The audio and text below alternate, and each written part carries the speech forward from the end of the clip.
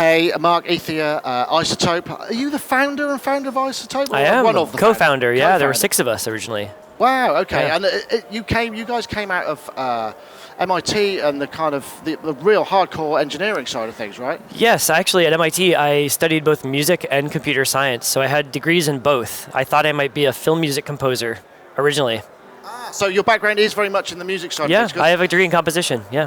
Right, Yeah. okay. So how did that initial kind of spark come together? Did someone kind of come up with something really cool and you kind of thought this could work in the area I'm interested in? Or?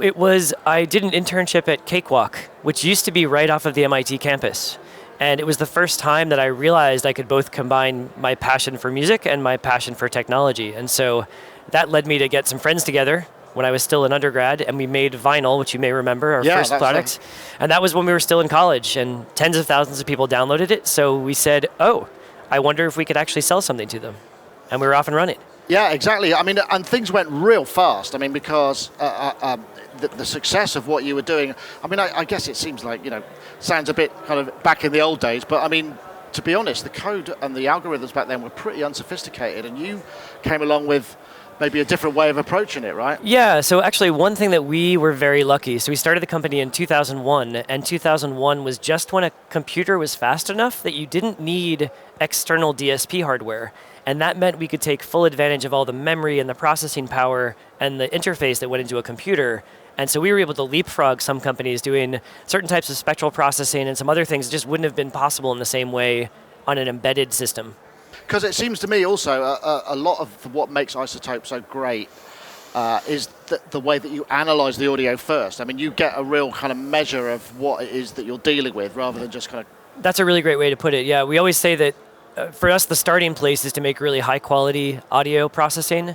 But what's unique is we are bringing this level of intelligence where we're analyzing things and making intelligent decisions to help people get a creative decision faster. That's really what we're trying to drive. So after vinyl, if I remember correctly, it was like a simulator. It was to make audio sound as crappy as vinyl. Was that you could add the you could add the scratch and the rumble? Exactly. And all yeah, exactly. We were preparing for the release of RX years later when we'd allow people to remove all of that processing they did. Yes. That's that kind of quite. Yeah. I like the full circle aspect of that. So yes. So that's more sort of generative. So yes. Was there a kind of eureka moment after that led you to the next product that you did, which according to my records is Ozone? It was Ozone, yeah, exactly. And it was a combination of things. One of them was as we were in this group of musicians who were trying to make recordings, we realized that the equipment that had been built had really been built for recording engineers, and I wasn't a recording engineer, so I didn't really understand it. So as we went and started to make our own recordings, and one of my first recordings was actually of the MIT Symphony Orchestra performing one of my pieces, and it was terrible. And that led me to down this path of, wait, why doesn't it sound like the radio? And between looking at forums and seeing how people didn't understand how to do mastering, and we didn't, we actually set out to say, let's figure this out, because I think it will make a difference for all these musicians trying to make recordings that they're proud of, and that's really the spark that started Ozone. Wow! So you did how long was the piece, and what size orchestra? Oh my gosh! Well, it was a traditional orchestra, so I would say probably 60, 65 people is my guess. Where there are. Oh, it was amazing! Yeah, that's why I went to go make a recording, because I thought, how often do you get a recording? Again, yeah. And funny story, and maybe I shouldn't admit this. I had $50 and I went out to rent some equipment, and I'd never recorded anything before in my life. And the store gave me 2 SM57 mics. For an orchestra? For an orchestra in a hall. It sounded bad. Yeah, I can imagine there was some closer things than for a lot of far away things. Exactly. A lot of far away things. So that's part of where you think, okay, mastering, how do we make this thing sound better? And then repair, and what we did with RX, cleaning things up. A lot of that spark came from just us trying to solve problems in the early days. So, I mean, the other thing is, musicians are legendarily terrible at business, whereas iZotope seem to have kind of really nailed the idea, because a lot of your technology is very licensable and embeddable, and there's a lot of stuff that iZotope does that perhaps people don't know about. Yep. I remember, didn't you get involved in sort of early Skype noise reduction and all kinds of stuff like that? Yeah, we had a phase in the early days where we took the technology for mastering, which some companies saw as audio enhancement, and noise reduction, which of course people talking to cell phones and on computers in noisy environments, and we licensed that to a bunch of other companies. So I like to say to people, you may have never heard of iZotope, but if you've used a lot of consumer products, you actually have used our technology, or if you've played Rock Band. Our technology's in Rock Band. So there are places where people don't know we show up, but that's not something we do as much anymore these days. That was really a way to help us grow the business when we were smaller. Yeah, because I've spoken to other people about licensing, and it's great because you get a fixed income, but then there's all of the company changed the spec a little bit, and you've got to then change everything, and everybody has to divert from. You have to have a team on it. Don't you, really? And our passion has always really been about helping people to be creative, and so the work we do in music and film and TV and podcast is exactly in line with that. And some of the consumer work we did just didn't have the same passion connection for us. So is there an element of what you do? Because most of the, there's the real-time aspect, real-time from live input. I mean, is there much stuff that you do that could restore in real time, or is that something that's, not, the computers aren't there yet for that? Yeah, there are things that we do. In fact, a lot of people don't know, but we have a piece of hardware that we launched back in 2006 that's a one U rack noise reducer, which gets used on huge amounts of live television, live broadcast still. We don't make the product anymore, but it still is in use around the world. That's hard to get in broadcast racks as well, yeah. Yes, it was definitely a scary place. I remember one of the first times I saw it in use was at the Grammy Awards. And I was terrified because I knew that the product was being used, and I was just thinking, please don't fail, please don't fail. But it worked, so it was great. Yeah. So in terms of, are you a coder by nature as well? I mean, is that something? Yeah. I don't do that anymore. As the engineers like to say, I know just enough to be annoying, because I can say, here's a way that we maybe could do it.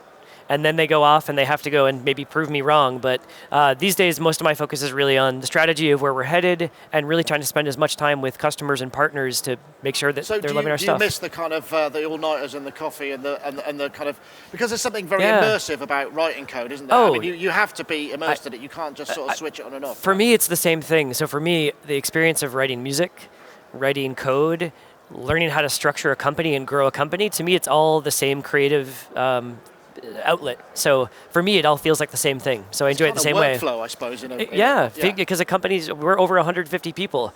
That's a lot of people to figure out how to make work together. So for me, it's a very similar problem. So other big milestones. I mean, RX, massive. I mean, that's. I hate to use the word game changer, but I'm sure I would even venture you might have used it in your own literature at one point. But that's okay, because you kind of did change the game. Yes. I mean, was there a eureka moment with that when you heard something and just went, oh my goodness, how is this even possible? Because it's like magic. There actually is a funny moment with that. Definitely early on, we were amazed with some of the results we were able to get. We were doing things, which is, I think, one of the areas we've really excelled at. We're able to go and take what is cutting edge research and find ways to make it work in industry today. And so there was some work that was being done in image processing that we were able to repurpose and put into place. And so it was one of those moments where when we started to be able to really clean up sound in a way that no one had ever seen before, and just have people say, how did you do that? That it was amazing. But the funny story for me with RX was we originally made it to clean up vinyl records. Which you'd also spent time making that sound. And it wasn't until we actually got called from people who were doing post-production for TV and said, you have made the ultimate tool for post-production. And I said, that's great. What's post-production? Because I was a musician.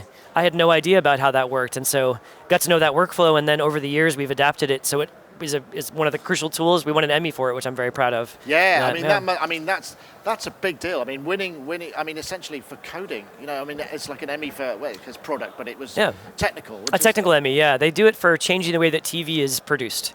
And so for us, it was the standard used to be you have to go back and do dialogue replacement. So you'd record on location like we are now, and then you'd have to go back in the studio and speak the lines over. And with RX, they were able to remove most of that work and capture the actual take from location, which you can imagine as an actor or an actress, you'd want that. Way better. Exactly. I mean, because there must be instances where the take was better, but there was something wrong with the sound, or either way around. And this, we've had it ourselves. I mean, one of the things that I find really useful is the de-reverb. That's just because you get the sound is. You're in a big empty hall and it sounds crappy. Yes. And then you can just tie that down. You can really make it intelligible. Yes, I think that was one of the technologies that when we first started demonstrating it, people just believed it wasn't possible. And to me, those are the moments I love, is when we get a chance to show something off for someone for the first time and they sort of look at us and say, did that just remove the reverb? And saying yes is it's so exciting for us. Yeah. Well, it's interesting as well because a lot of those demos, Yep. you know, it's like, okay, yeah, so the demos of these things, you know, are very specifically geared up to show that off. But with your stuff, it actually just seems to work quite well, you know, no matter what the source material. I would say some things it can't fix. This is a lesson we learned early on, is that often we can get a really great technology demo in 6 months, and then it can sometimes take years before it's actually commercially ready. And so we've definitely learned that long investment period. And even though it sounds good at first, on one file, then you think, okay, but how do we get it to work on thousands or millions of different samples? And so that can take a long time. Yeah, oh, definitely. So RX and Iris as well, which a mutual friend of ours, Dave Spears, was involved in that. And that's another great, I mean, but that was a sort of spin-off of the RX technology, right? It was, and I mean, Dave Spears on a podcast, obviously. You may be familiar with. That's right. Yes. Made a comment about how it would be great if RX could be an instrument, and that led us to call him up and go, yeah, let's do that. And that's how Iris was born. Yeah, no, fantastic. Yeah. I mean, the other side of things is, you know, obviously your RX has got to what? Is it 7 now? Mm-hmm. It's 7. Well, I'm glad I got that right. Yep. NAMM brain can sometimes be a real burden, as I'm sure you're aware. There are a lot of products, I understand. So, I mean, when you add a new, I mean, what's the kind of the latest feature that you've added that you felt really that you have ownership over, or are you kind of stepping back from that side a bit more? I mean, I think for me, I get to dream creatively about what we do, and I've not been writing code for a long time. Sure. But I would say one of the things that I'm very proud of is we've been thinking about the idea of doing source separation for a very long time. And what I mean by that is the ability to take a full mix and demix it, yes. And so that's something that we have invested in for a while and been trying to do for a long time. And the last RX was the first time we actually felt confident that it was ready to go, and the reception has been fantastic, and that there's only more of that coming. Do you think there's an element of, I mean, we were all guilty of this when we work with computers with so much power, you sort of defer the decision until later, and now you could leave it till even after you've mastered it. I mean, there's but as well as fixing things, there's this element of over choice. I mean, do you try and simplify stuff, or you like to keep it technical? I mean, I'd say our mission is to take things that are very, very technical and complicated and try to make them simpler. RX is a great example. We just launched that with a repair assistant because there are so many different ways to remove noise, for example, that we wanted to be able to give people hints on, here's a way to do it. Because noise can take on so many different forms, and the right way to clean it up can be not obvious. So we're trying to make things as simple as possible, but then allow people to dig into the gory details if they want to. Yeah, and I guess that, there's the sort of the machine learning and the AI stuff. I mean, is that, I can't imagine how you begin to sort of think about harnessing that, because it almost seems like an organic thing, like something that grows in the bottom of the bread cupboard, you know, that it just does, and you kind of figure out a way to harness it somehow. It's one of the things I love about the sort of work on science and on the cutting edge of mathematics is these paradigm shifts. And machine learning is definitely a paradigm shift where we have to start relearning our intuition about what's possible and what's not possible. So you're right, there's a lot of times when we've tried things and they just don't work. And so part of what you see out the other end is an enormous pipeline of things that we try and fail. So in some ways, for every success you see, there are probably 10 things that we tried and just didn't actually work. So this is one of those areas where that happens a lot. Yeah, I can imagine. I mean, I suppose the thing about that is, this was something we discussed on the podcast, actually, the idea of using the sound prints of stuff to teach the software to then know what to do. Yes. Is there how do you stop from there being a kind of median? So everything becomes the average. I mean, how then do you prevent things from being extraordinary and unusual? That is, I think, the art of it. So there's a misnomer that the way that machine learning works is the computer just learns everything. And the reality is there's a lot of human intervention, both in preparing the audio before it goes in and then manipulating it after it comes out, and then curating how do you actually teach something? How do you design the actual algorithm to quote-unquote learn? And I think all of that is the art of the problem you're talking about, because there's all these classic examples of machine learning doing things that wasn't intended. Composing music still hasn't quite got the emotion yet. But. Well, and I think that's one of the areas where I would say, to me, it's less interesting for us to do that sort of work, because to me, music is art is communication, it's an intentional form of expression from a human, and no computer is ever really going to take that away from us.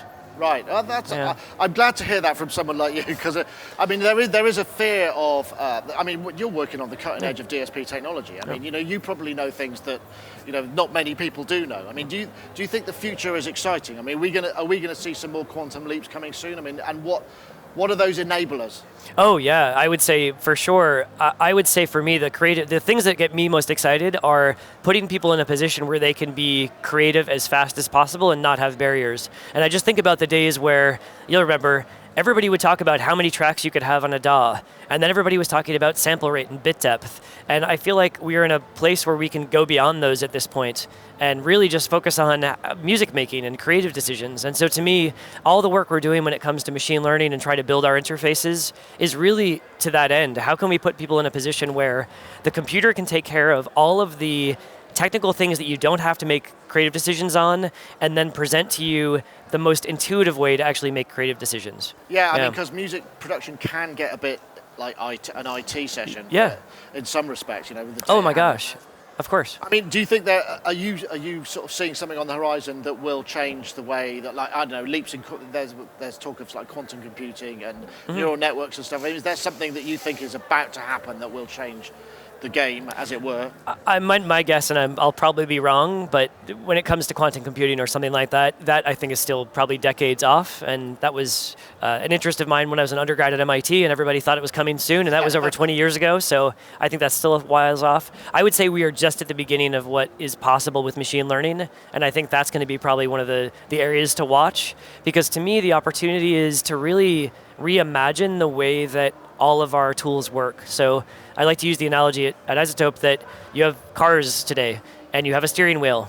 And when you have a self-driving car, you don't need a steering wheel anymore. You don't need windshield. You can totally reimagine the way the car works. And so for me, that's what I'm excited about, is what does the future of the audio workstation look like given all of the new technology that's come out? Yeah, it's interesting. I mean, the notion of this kind of, I hate to use the Microsoft paperclip as a kind of, but the personal AI that kind of goes, well, I know what you like to start with in a track. Here it is. Here's how the inputs. I usually record a vocal. I've learned this. Shall I just do that? And you go, yes, please. I mean, to me, it's in some ways, it's your assistant engineer.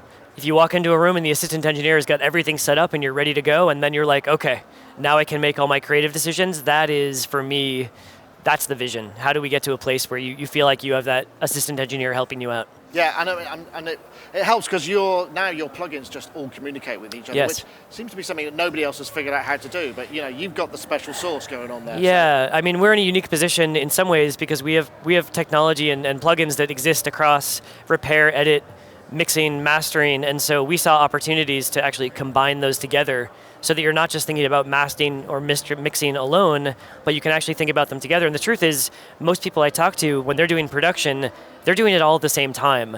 I mean, there are definitely situations where they're sending it off to be mastered separately, but often someone's kind of thinking about all of that creatively at the same time. So. Well, I mean, that's the thing, because of the ability to create all of those sounds, sometimes the creative process requires that almost finished sound to get you to the next kind of creative decision. That's a great point. Decision, right? Yeah, the bar has been raised, and I know, and this is definitely true in film. The idea of these digital dailies, when they get to the end of the day, and people want to know, like, how did the production sound today, or how did it look today? And people are having to do audio production that normally they do in post-production on the day. That they're going to see a rough cut because directors are so used to hearing it sound so perfect. So it's interesting to see how that has changed workflow as well. Yeah, interesting. Mark, thank you very much. Yeah, thank you. For talking to us. Been really fun. Thanks for having me on.